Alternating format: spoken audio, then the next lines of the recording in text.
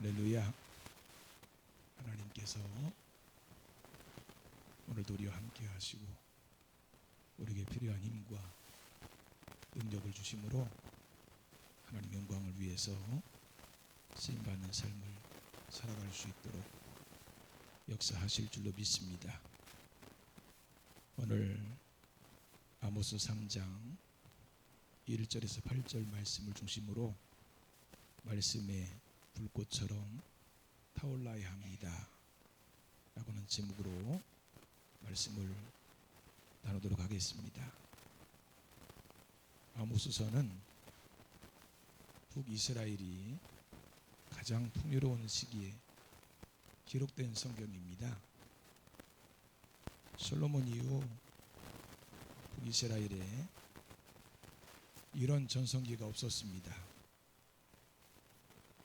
하지만 이 시기가 영적으로는 가장 피폐한 시기였다는 사실입니다. 하나님께서는 아모스 선지자를 보내서 하나님의 말씀을 통해서 그들의 신앙을 다시 회복시키시고자 하셨던 것입니다.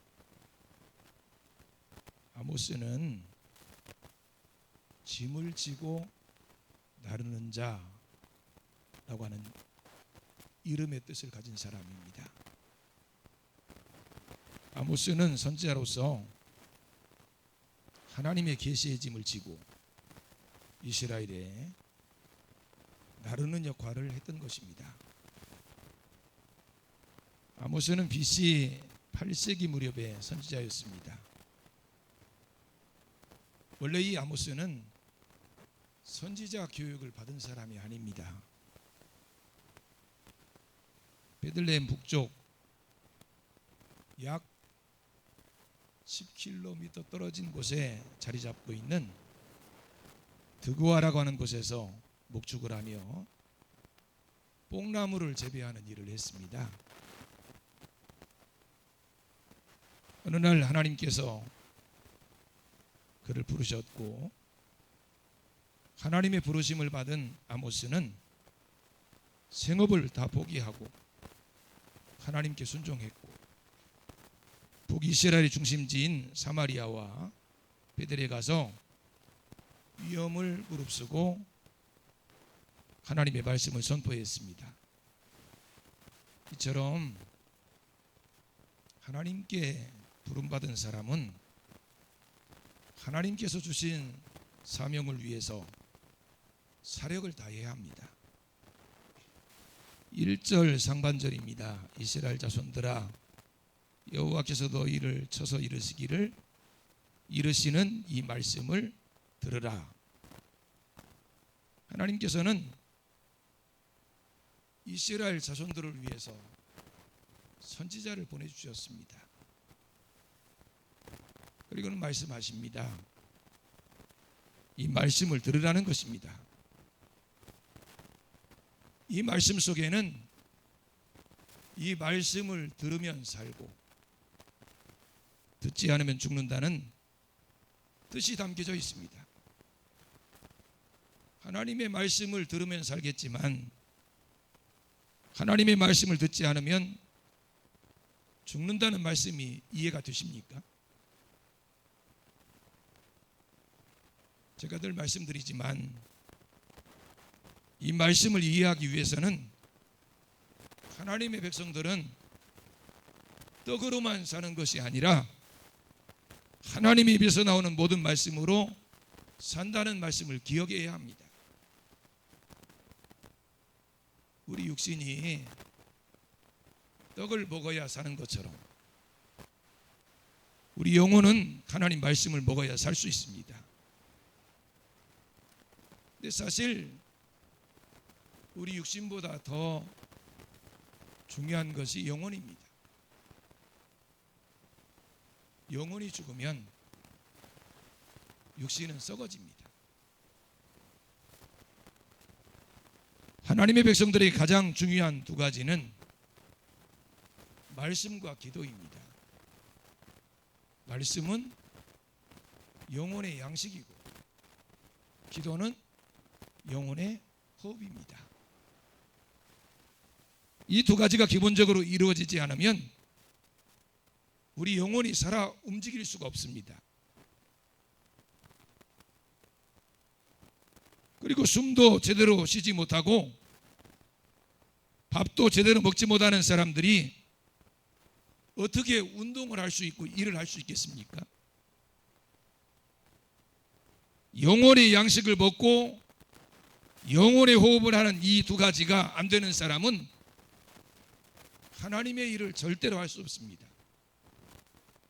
그래서 병든 영혼, 병든 신앙을 일으키기 위해서 하나님께서 하나님의 사람, 하나님의 선지자를 보내시는 것입니다. 여러분, 영적으로 병이 들어서 이제 망하게 된 북이스라엘을 살리시기 위해서 하나님께서는 하나님의 선지자, 즉 하나님의 말씀을 보내셨습니다. 하나님께서는 이렇게 영육간에 어려움을 당할 때 하나님의 사람들을 통해서 어려움을 풀어가십니다. 그러므로 우리에게 당연한 이 모든 문제를 해결해 감에 있어서 하나님께서 귀하게 쓰실 인재들을 양성하는 것이야말로 아주 중요한 일 중에 하나입니다. 여러분이 지금 어떤 위치에 있든지 무엇을 하고 있든지 얼마나 능력 있는 자가 중요한 것이 아니라 하나님의 영이 함께 하시고 하나님의 말씀이 임함으로 하나님의 뜻을 선포할 수 있는 자들이 중요한 것입니다. 아모스는 목축업을 하며 뽕나무를 가꾸는 농부였어요. 하지만 하나님께서 그를 불러 쓰심으로 하나님의 뜻을 선포하며 하나님 나라의 미래를 책임지는 놀라운 하나님의 사람이 되었던 것입니다. 하나님께서 우리와 함께 하시면 우리가 어떤 처지에 놓여 있든지, 우리가 어린아이든지 젊은이든지 늙은이든지 여자든지 남자든지 하나님의 일을 위해서 쓰임받을 수 있습니다. 본문에 보면 하나님의 사람, 하나님의 선지자가 갖춰야 될 자질에 대해서 말씀을 하고 있습니다. 하나는 하나님과 동행해야 한다는 거예요. 그리고 다른 하나는 하나님의 말씀을 사자처럼 부르짖어야 한다는 것입니다. 3절과 4절 말씀을 같이 한번 읽겠습니다. 두 사람이 의합치 못하고야 어찌 동행하겠으며 사자가 움킨 것이 없고야 어찌 수풀에서 부르짖겠으며 젊은 사자가 잡은 것이 없고야 어찌 굴에서 소리를 내겠느냐. 하나님과 동행하려면 뜻이 맞아야 합니다. 하나님의 뜻을 따라 하나님과 동행하는 자와 하나님께서 함께 하시는 것입니다. 뿐만 아니라 하나님의 일을 감당하려면 하나님의 말씀을 붙들어야 합니다. 사자가 먹이를 움켜쥐고 있어야 피유하는 것처럼 하나님의 말씀을 붙들지 않고는 하나님의 말씀을 선포할 수 없는 것입니다. 하나님과 동행하는 사람, 하나님의 말씀을 붙들고 몸부림치는 사람을 통해서 하나님께서 하나님의 일을 이루어 가신다는 사실을 기억하시기 바랍니다. 여러분이 하나님과 동행하는 전도자, 하나님의 말씀을 붙들고 사자처럼 부르짖는 전도자가 되겠다는 결심을 하시기 바랍니다. 여러분, 우리가 하나님의 뜻을 바로 알고 하나님께서 원하시는 삶을 살기 위해 반드시 필요한 것이 말씀과 기도입니다. 어떻게 하나님의 말씀을 모르면서 하나님의 뜻을 알 수 있겠습니까? 하나님의 말씀 모르는 사람은 하나님 뜻대로 살 수 없어요. 하나님의 뜻이 무엇인지 말씀을 통해서 발견해야 합니다. 그리고 그 말씀이 다 응답될 때까지 하나님께서 역사해 주시기를 위해서 기도해야 합니다.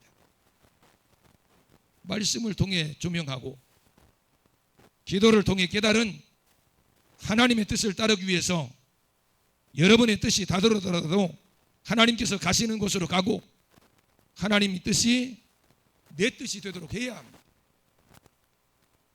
신앙 훈련이 바로 이런 것입니다. 하나님께서 빨리 가시면 나도 빨리 가고, 하나님께서 천천히 가시면 나도 천천히 가고, 하나님께서 좋아하시는 것을 나도 좋아하고, 하나님께서 싫어하시는 것은 나도 싫어해야 합니다. 근데 사람들은 하나님께서 좋아하시는 것을 싫어하고 하나님께서 싫어하시는 것을 좋아하는 경향이 있습니다. 그렇게 하나님의 뜻을 거스르는 행동을 하기 때문에 하나님과 동행하지 못하는 거예요. 하지만 하나님과 동행하는 법만 배우면 사람과 동행하는 것은 너무나 쉽습니다. 하나님과 동행하는 법을 배우고 난 뒤에 그대로 인간관계에 적응하면 정말 기가 막힌 관계를 맺을 수 있습니다. 우리가 하나님과 동행하기 위해서 반드시 기억해야 될 것이 있습니다. 특별한 환경 속에서만 하나님과 동행해야 한다는 생각을 버려야 한다는 거예요. 성경에 보면 하나님과 동행한 아주 모범적인 한 사람이 나옵니다. 에녹이라는 사람이.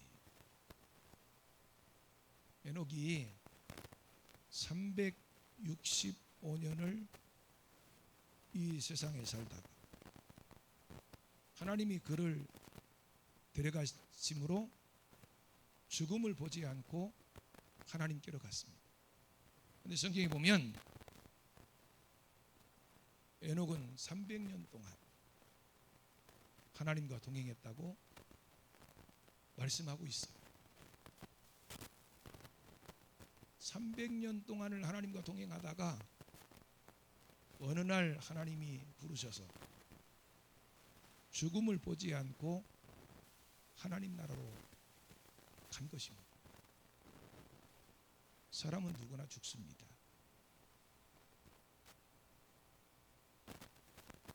그런데 죽음을 보지 않고 하나님께로 갔다는 것은 엄청난 복이에요. 그러면 에녹이 300년 동안 하나님과 동행하면서 무슨 특별한 삶을 살았을까요? 성경에는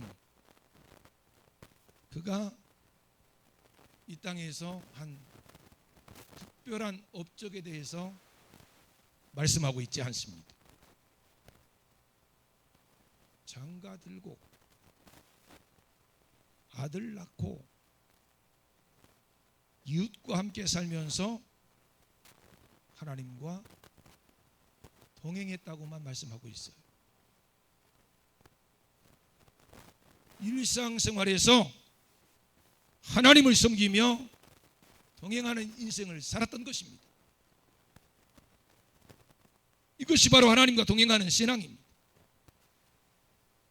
우리는 하나님과 이런 일상적인 동행을 배워야 합니다. 특별 새벽 기도를 해야 새벽 기도 나오고, 부흥회를 해야 예배드리러 나오고, 어떤 특별한 경우에만 하나님과 동행할 수 없습니다. 무디 목사님은 경건은 아무도 보지 않을 때 당신의 모습이라고 말했습니다.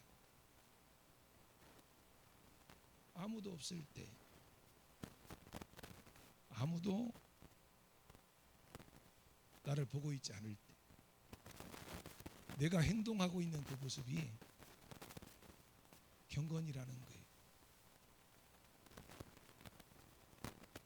아무도 보는 사람이 없다고 아무렇게나 사는 사람은 경건한 사람이 아닙니다.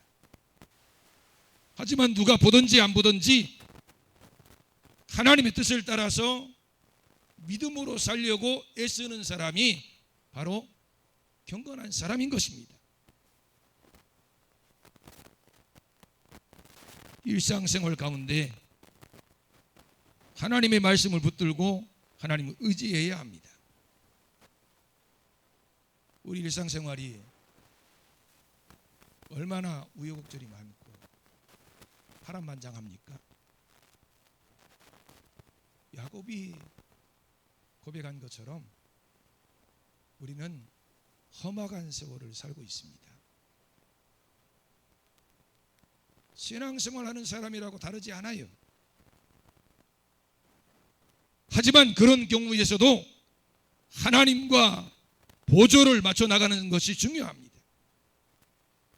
일상에서 하나님과 동행하면 저절로 하나님의 사람으로서의 자질을 갖추게 되는 것입니다. 사람들이 가장 좋아하면서도 싫어하는 것이 무엇인지 아십니까? 변함없는 환경, 안정입니다. 사람들은 안정적인 것을 굉장히 좋아합니다. 하지만 안정적인 삶이 계속 진행되면 실증을 내기도 합니다. 항상 온도도 습도도 똑같고 하는 일도 똑같은 상황에서 일하는 사람이 불만이 가장 많다는 통계가 있습니다.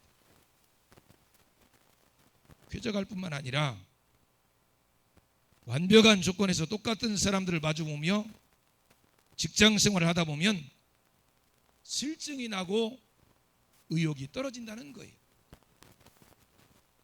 주어진 환경이 변함없이 항상 똑같으면 사람은 무기력해집니다.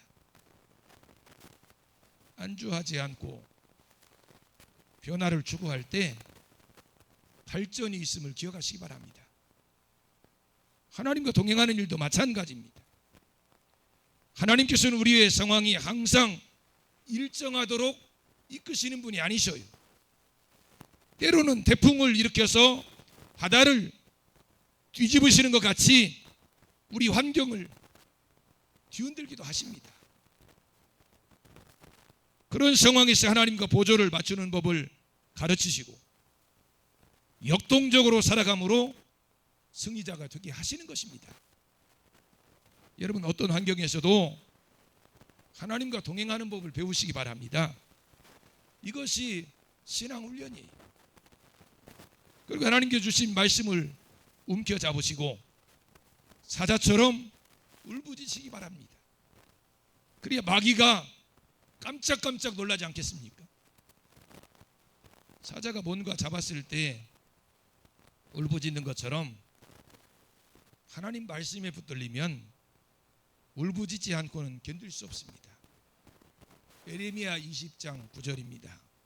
내가 다시는 여호와를 선포하지 아니하며 그 이름으로 말하지 아니하리라 하면 나의 중심이 불붙는 것 같아서 골수에 사무치니 답답하여 견딜 수 없나이다. 이것이 하나님의 말씀을 가슴에 푼 사람의 모습이에요. 나는 이제 더 이상 하나님의 일을 하지 않겠습니다. 하나님 말씀을 전하는 것이 너무너무 힘들어서 이제 그만하고 싶습니다.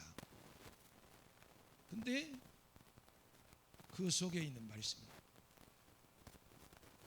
가만두지 않는 거예요. 말씀을 전하지 않으면 너무너무 답답해서 도저히 견딜 수 없게 되는 것입니다. 하나님 말씀에 붙들리면 이렇습니다. 하나님의 말씀이 중심에 불붙는 것 같아서 전하지 않고는 견딜 수 없는 것입니다. 여러분,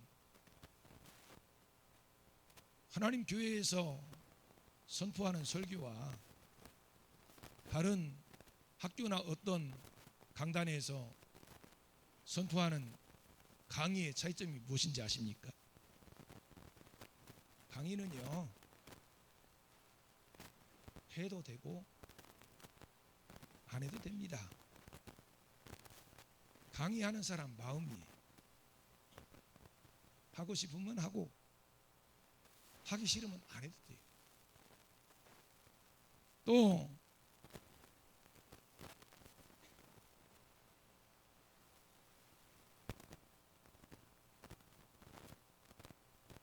강의는요, 한 얘기를 또 하거나 아무 말도 안 하고 침묵할 수가 없어요. 일단 강단에 서면 항상 새로운 이야기를 해야 되고, 가만히 있으면 비난의 대상이 됩니다. 하지만 설교는 다릅니다. 설교는 한마디로 불입니다. 자기 몸에 불이 붙었는데 가만히 있을 수 있는 사람이 어디 있겠습니까? 안에 불이 있기 때문에 전하지 않고는 견딜 수 없는 것입니다. 너무나 뜨거워서 말을 더듬을 수도 있습니다. 문장이 맞지 않을 수도 있어요. 했던 말 또 하고 다시 또 하고 반복할 수 있습니다. 목이 메여서 말을 하지 못하고 때로는 너무너무 답답해서 침묵할 수도 있습니다. 하지만 이것이 설교예요. 우리 안에 말씀의 불이 붙어 있어야 합니다. 하나님의 말씀이 불묻는 사람은 다릅니다. 그 불 때문에 몸부림치고, 그 불 때문에 뜨거운 눈물을 흘리고, 그 불 때문에 감격하고, 그 불 때문에 놀라운 집중력을 발휘하는 것입니다. 마귀는 이런 사람을 무서워합니다. 하나님 말씀에 불이 붙은 사람, 하나님 말씀에 붙들린 자를 무서워하는 것입니다. 여러분, 우리에게 말씀의 불이 왜 중요하고 성령의 불이 왜 중요합니까? 그 불이 버려야 할 것을 버리게 하고 없어야 할 것을 없애주기 때문입니다. 아무리 귀중한 것이라도 버려야 할 것이 있으면 버려야 합니다. 불은 우리 속에 있는 질병이나 문제들을 다 태워버립니다. 우리가 할 수 없는, 없어야 될 것들을 없애주는 것입니다. 하나님께서 여러분 속에 던져주신 말씀을 선포하시기 바랍니다. 말씀의 능력을 믿고 말씀의 검으로 마귀와 대적하시기 바랍니다. 말씀을 외치시기 바랍니다. 말씀이 선포되면 놀라운 능력이 나타날 것입니다. 독수리가 날개치며 올라감 같이 하나님을 향해서 올라가게 될 것입니다. 사슴이 다리에 힘을 얻어서 일어나 뛰는 것처럼 은혜 안에서 뛰놀게 될 것입니다. 우리가 우리 가정, 우리의 교회, 우리의 시대를 움직이려면 말씀의 대관을 건드려야 합니다. 살아있는 하나님 말씀만이 영혼을 구원할 수 있고 세상을 변화시킬 수 있습니다. 오늘 북이스라엘의 모습이 우리의 모습과 다르지 않은 것 같습니다. 우리도 한때는 굉장히 하나님이 복을 많이 주셔서 흥청망청 살 때가 있었습니다. 하지만 육적으로 아무리 풍성한 복을 누리고 있다 할지라도 영적으로 비피하면 하나님의 심판이 오는 거예요.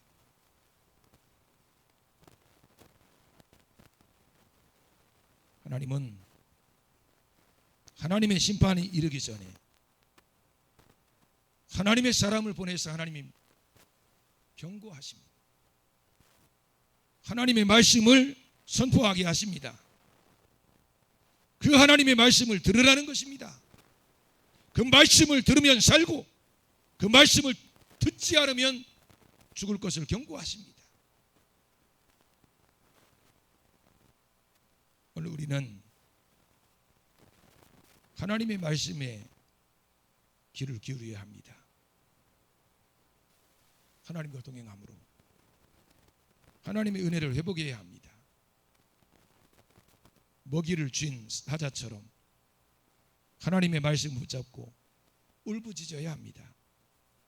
하나님께서는 하나님의 사람들을 통해서 하나님의 일을 이루시기를 원하시고 기뻐하십니다. 이 놀라운 은혜와 복이 우리 모두에게 함께 하시기를 주님의 이름으로 축원합니다. 기도하시겠습니다. 하나님 아버지 은혜를 감사합니다. 하나님과 동행하며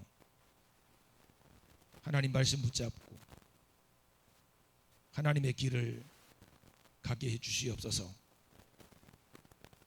우리를 통해서 말씀의 불이 던져지게 하시고 영혼을 구원하게 하시며 세상을 변화시키게 해 주시옵소서.